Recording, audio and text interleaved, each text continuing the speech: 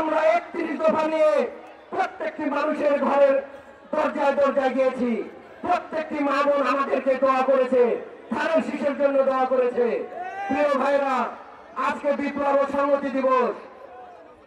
আজকে এই দিনে 7ই নভেম্বরে বিপ্লব ও সংহতি দিবস জাতীয়ভাবে ঘোষণা করা হয়েছিল। যেমন 71 পেয়েছে, ঠিক তেমনি পাকশালী শাসন ব্যবস্থার পরে 7ই নভেম্বর আমরা মনে করি একটি নতুন বিপ্লব, নতুন স্বাধীনতা হয়েছে। প্রিয় ভাইরা, আপনাদের সাথে নিয়ে যখন আন্দোলন করেছি তখন বহুবার আমার উপরে হামলা হয়েছে।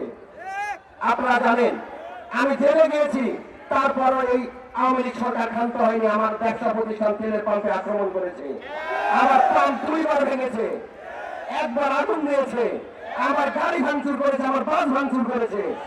তারপরও আপনারা আমরা ক্ষান্ত হই নাই, আমরা থামি নাই। তারা বিভিন্ন সময় আমাদের পুরো বিভিন্ন গ্রামগঞ্জে আমাদের নেতাকর্মীর উপর মামলা দিয়েছে। আপনারা জানেন, আমার ইতিহাস আমাকে বলতে হবে না, জানি আমি এক একটা দাওরার আপনারা এই শেষ প্রান্তে দাঁড়িয়ে আছেন, আমি এটা বিশ্বাস করি। প্রত্যেকটি জায়গায় আমাকে নিয়ে আপনারা কথা বলেন, আমার মা বোনেরা কথা বলেন।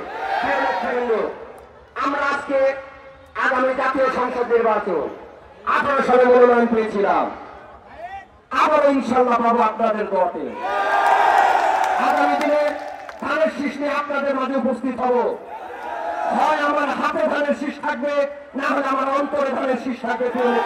আমি যদি দলীয় মনোনয়ন না পাই, আমি আপনাদের জন্য জীবনের শেষ দিন বলবো, আমি আমার জীবন উৎসর্গ করবো।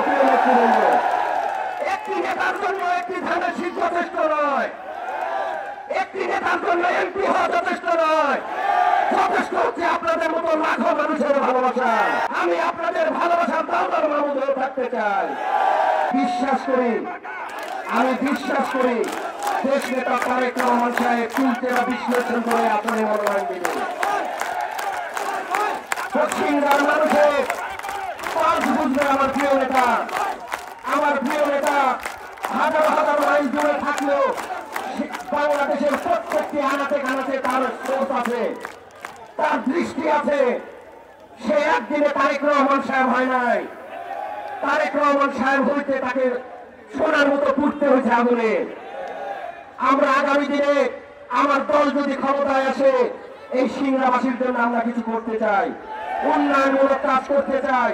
সিংড়ায় 70% রাস্তা এখনো কাঁচা আছে। প্রিয় নেতৃবৃন্দ, আমরা খাল খননের মাধ্যমে আবারও নতুন করে কৃষিতে বিপ্লব আনতে চাই। প্রিয় নেতৃবৃন্দ, আমরা চিকিৎসা সুবিধা প্রত্যেকের দ্বার প্রান্তে পৌঁছে দিতে চাই। একটি কমিউনিটি হাসপাতালের মাধ্যমে প্রত্যেককে 24 ঘন্টা স্বাস্থ্য সেবা দেওয়ার অঙ্গীকার মতো আমরা প্রিয় নেতৃবৃন্দ।